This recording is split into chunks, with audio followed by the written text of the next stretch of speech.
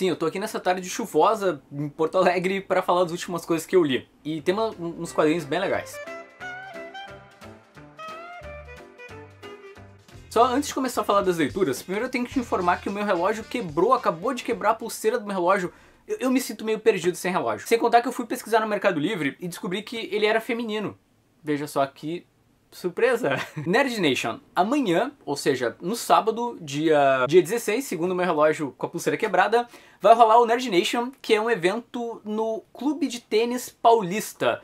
Eu não tenho muita noção onde fica, porque enfim, é em São Paulo, mas passe lá, vai ter umas coisas bem legais, algumas editoras, lojas de quadrinhos aos montes, e eu vou deixar aqui na descrição do vídeo a programação. E eu tô muito empolgado pra ir porque eu adoro ir pra São Paulo. Tem vários amigos que eu já conheço de anos por conta do canal, que eu só consigo ver quando vou pra lá, né? Então é sempre bacana. E há mais ou menos uns, sei lá, 10 minutos eu terminei de ler o Batgirl Ano 1, que é o lançamento mais recente da coleção da Eagle Moss. Tive que deixar de pagar a conta de luz esse mês, deixei de fazer o rancho, mas acho que valeu a leitura, é um bom gibi. Como o próprio nome diz, aqui a gente vê os primeiros passos da Bárbara Gordon como vigilante, conhecida como Batgirl. Desde lá da questão da confecção do uniforme, dela com medo que o Gordon descubra o que ela tá fazendo, como foi o relacionamento dela com o Batman, né, se tornando uma membra da Batfamília. Isso aqui seria uma sequência do Robin Ano 1, que é muito, muito bom. Eu cheguei a comentar no Chegou nas Bancas, e é a mesma equipe criativa. Nos roteiros tu tem o Chuck Dixon, que é um dos caras que arquitetou lá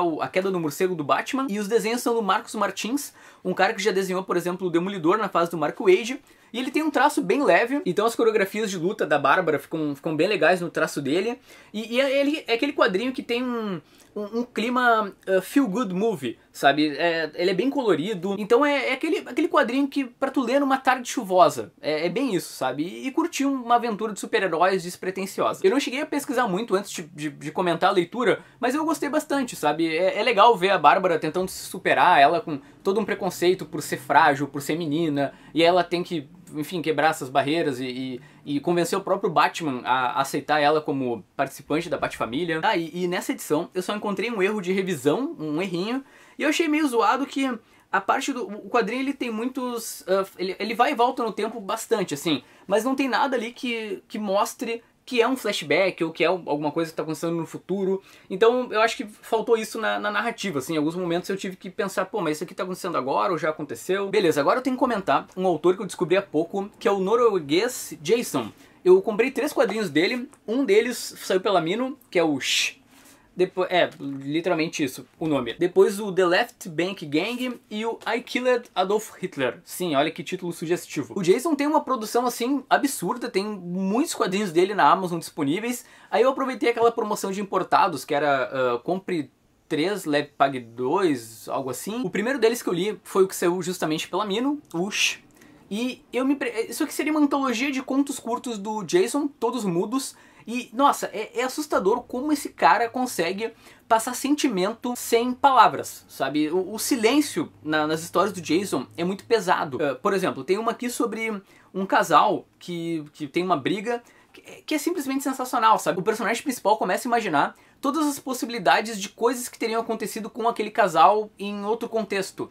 E, cara, é pesadíssimo, assim, porque todo mundo já teve ou vai ter um relacionamento em algum momento e vai passar por coisas que o Jason mostra aqui num quadrinho mudo, protagonizado por um pássaro. Sim, todos os quadrinhos dele são com seres antropomórficos. É incrível, o cara consegue falar sobre morte, sobre paternidade, sobre tudo que tu pode imaginar. Eu gostei do Shh. Não foi algo assim, puxa, melhor quadrinho da vida.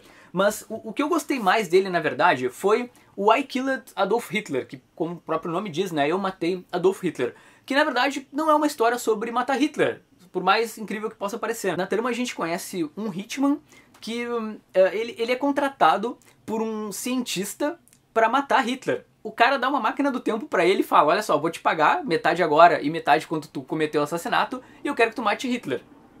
Só isso, ele só queria que ele matasse Adolf Hitler. Só que o legal do quadrinho é que, primeiro que pode parecer clichê, né? Ah, o cara vai lá matar Hitler. Não, ele consegue fugir de todas as soluções mais óbvias. E como eu falei, não é um quadrinho sobre matar Hitler. Não, ele trata sobre outros temas muito mais profundos, sabe? Muito mais humanos. Isto é um iniciante na arte de ler quadrinhos em inglês. Isso aqui é perfeito, sabe? Não, ele mal tem diálogos e ele não usa um linguajar muito rebuscado. E o segundo que eu mais gostei, depois do Eu Matei Adolf Hitler, é o The Left Bank Gang, onde 4 amigos estão numa pior, os caras estão quase passando fome e resolvem roubar um banco. Veja só. E mais uma vez, esse não é um quadrinho sobre roubar bancos. Ele tem um pouco mais de diálogos do que os demais e ele desenvolve muito a relação entre os casais, sabe?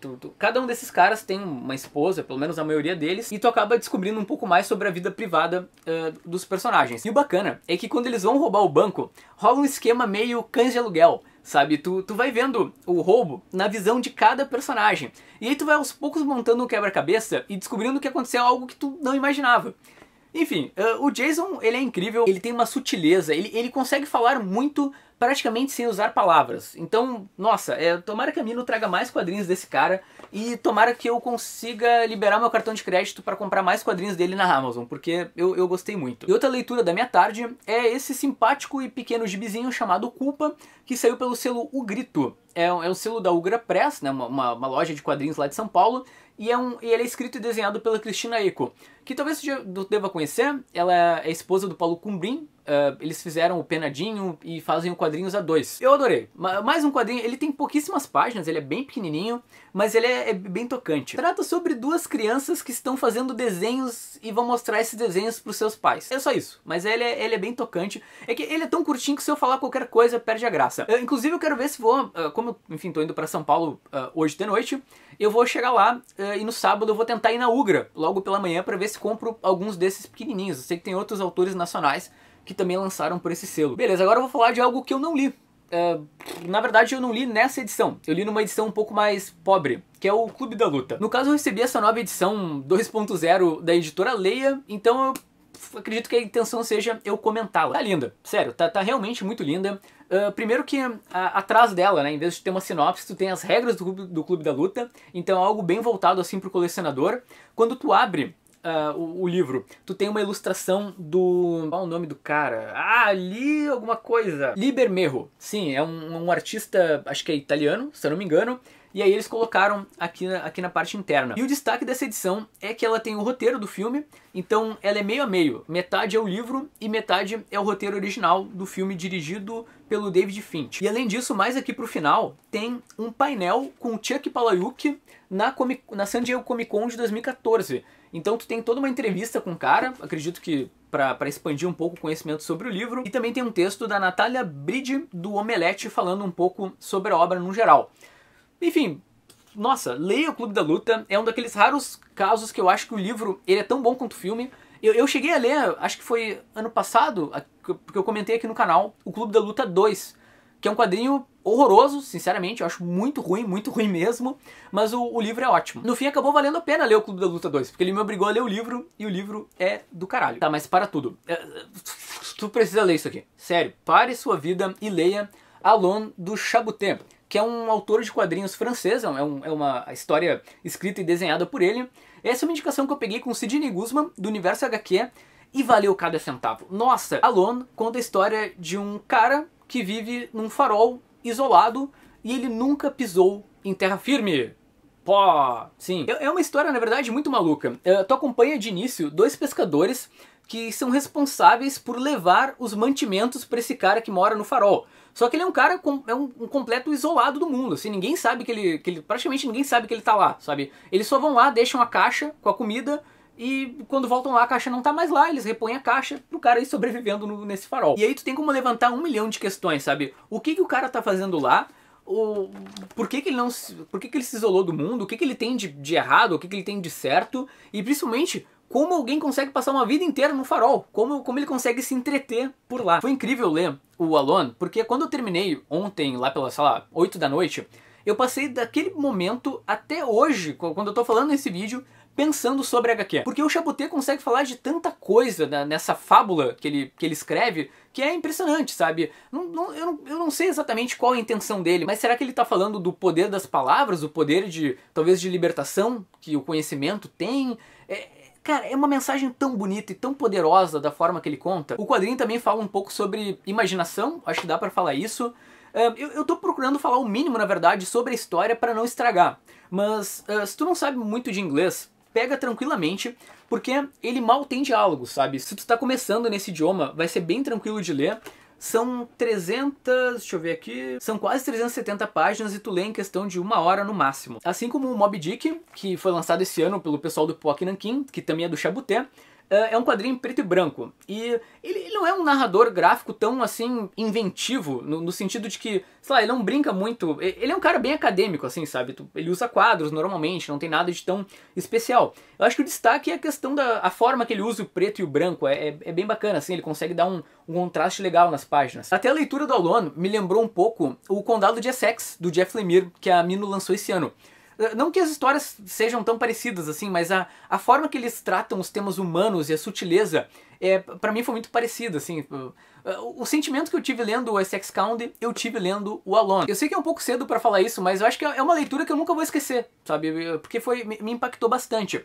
Eu já importei, agora eu tô esperando eles lançarem lá fora, o Park Bank, que é um outro quadrinho dele. E, nossa, precisamos de mais Chabuté no Brasil. Sabe o que eu quero agora? Eu quero que algum diretor de cinema adapte o Alone. Imagina o Darren Aronofsky com material desse na mão. Ia dar um filmaço, nossa. Certo? Eu realmente espero que esse programinha tenha sido útil. Comenta embaixo o que tu leu de mais legal esse mês. Divida experiências de leituras, indique algumas coisas. Certo? Tua companhia foi um prazer até aqui. Eu te vejo amanhã no Nerd Nation, se tu for de São Paulo, tá? Vai ser um prazer. Tchau.